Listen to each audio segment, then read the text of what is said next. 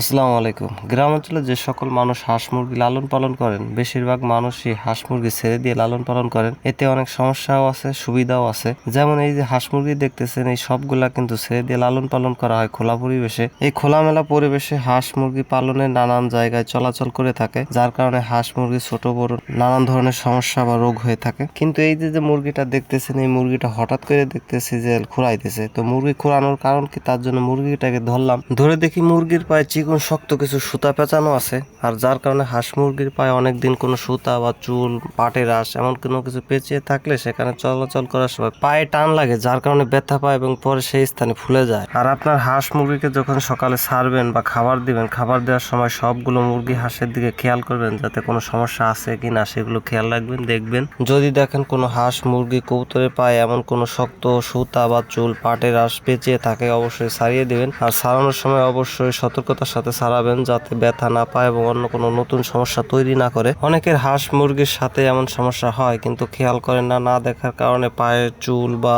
শক্ত সুতা, পাটের আঁশ দীর্ঘদিন পেঁচিয়ে থাকে, যার কারণে একসময় সুতা পেঁচানো পায়ে বা নখে রক্ত চলাচল করা বন্ধ হয়ে যায়, যার কারণে প্যারালাইজড হয়ে সেই স্থান শুকিয়ে যায় এবং শুকানোর পরে অনেক দীর্ঘদিন থাকার পরে সেটি বিচ্ছিন্ন হয়ে যায় পা হতে। আপনারা যারা হাটে হাঁস মুরগি বিক্রি করতে যান বা কিনতে যান, আবার অনেকের বাড়ির হাঁস মুরগি দেখতে পাবেন যে কোনো মুরগির বা হাঁসের পা নাই, নখ নাই। মূলত কারণ একটাই, দীর্ঘদিন সুতা পেঁচিয়ে থাকে এবং সেই সুতা না ছাড়িয়ে দেওয়ার কারণে মূলত এই সমস্যাটা হয়ে থাকে। তো আপনার হাঁস এবং মুরগি যদি থাকে, অবশ্যই এমন ধরনের সমস্যা যাতে না হয় খেয়াল রাখবেন। তো সকল কৃষক খামারি ভালো থাকবেন। আসসালামু আলাইকুম ওয়া রাহমাতুল্লাহি ওয়া বারাকাতুহু।